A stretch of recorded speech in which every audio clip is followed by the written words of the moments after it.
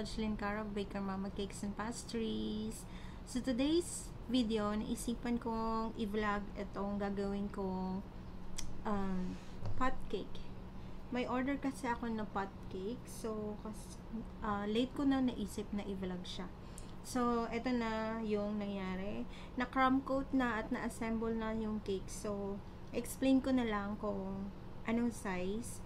Ito yung bottom part ng pot is 6 inches diameter, dalawang layer siya, dalawang pan, tapos may chocolate filling dito. Then etong top naman ng na pinaka rim ng pot is 7 inches diameter. Isang 7 inches diameter na cake lang yun nandito, isang layer lang. So ito yon, 1 layer, 2 layer, 3 layers lahat. This is 1 tier cake na 3 layers ang loob.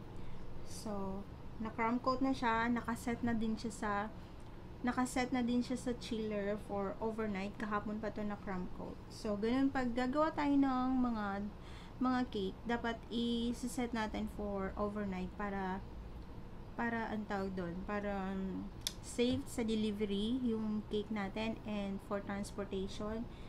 Tapos at saka para pag mag-design kayo, hindi uga-uga yung cake. Kasi pag malambot yung cake, mahirap mag-frost. So, ito yon. Kung makikita nyo, tabingi siya. Medyo tabingi. Pero mababawi natin yan sa frosting mamaya. So, itong pot cake, ang nagagawin ko is whipped cream base. Tapos, candy flowers yung nasa ibabaw. Kasi, yun yung request ni client. Yun na lang ako, ha? So, sana may matutunan kayo. See you later. Gagawin ko na yung cake. So, ayan na guys. Magka-frosting na tayo ng ating pot cake. Ito na siya. Magka-frosting na tayo guys. So, meron ako dito whipped cream. Whipped ito. Na-whip ko na. Na-re-whip ko na rin. Meron akong tutorial kung paano padadamihin yung whipped nyo. Pero nasa Bisaya version. Pero try nyo na lang panoorin kung magigets nyo yung procedure. So, eto. So, I'm gonna color this whipped cream. I-achieve natin yung terracotta color or yung clay pot na color. Okay. I'm gonna put red. A little red. Okay lang na liquid yung gamitin. Kasi pag gel, mahirap i-achieve yung pagka-red. Kaya, eto kasi, madaling magkulay red. Okay lang liquid. Kasi, nakaset na yung whipped cream ko. So, hindi siya magsasab. Then, a little brown. Gel naman, buckle eyebrow pala, sorry. Then lemon yellow, gel pa rin. Tansyahin lang natin hanggang ma-achieve natin yung color ng clay pot.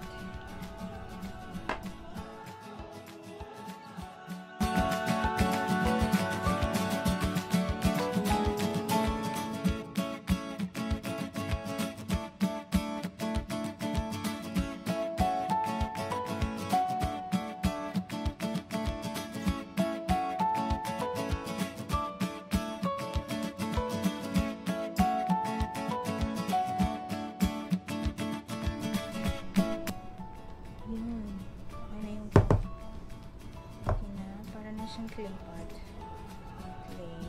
color.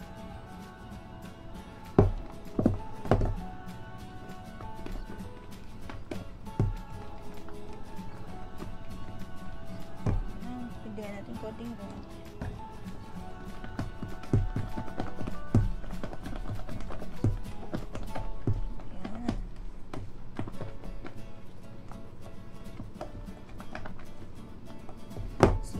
Ito.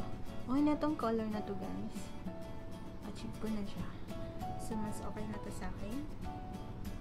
Okay. So, let's start to frost our cake.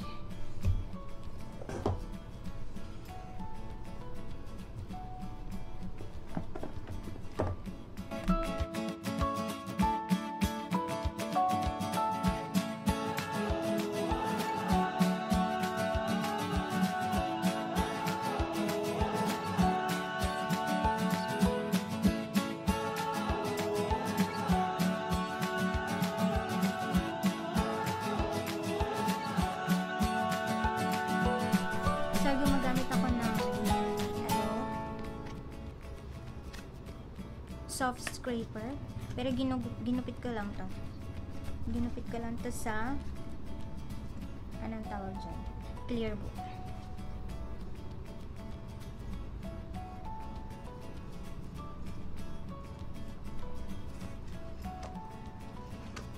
So, ito yung ginagamit kong scraper pag nagpapa-smoothen ako ng cake ko.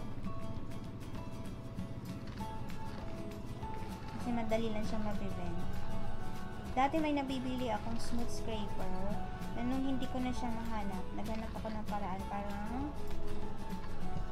makagawa ng parang katulad ng nabili ko. Kaya ito. Gupitin nyo lang yung clear book ng luma, hugasan nyo, tapos piliin nyo yung smooth side, yung pinaka-edge ng clear book. Dun, yun yung gawin yung pang-scrape, yung pang-scraping side. Tapos, gumupit ako dito kasi ito yung palatandaan ko na ito yung hawakan ko. Tapos, dito yung pang-scrape. Para mas smoothin out ko ang cake.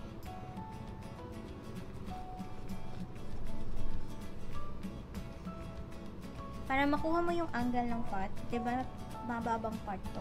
Dapat i-angle mo yung scraper mo. Ganun. Tsaka yung scrape mo lang yung baba. Scrape until matanggal mo na yung excess. Tsaka makuha mo na yung gusto ng angle ng pot mo. Magmukhang pot na siya. Pero huwag mo naman po damihan pag scrape kasi cake na yung makikita. So, mamili ka kung saan yung front ng cake mo. Usually, ako, mas malaking space dito sa front kaysa sa likod. So, dito sa likod, dito ko in-end yung scraping ko. Kaya pag may marks, dito lang siya sa likod. Di makikita sa harap.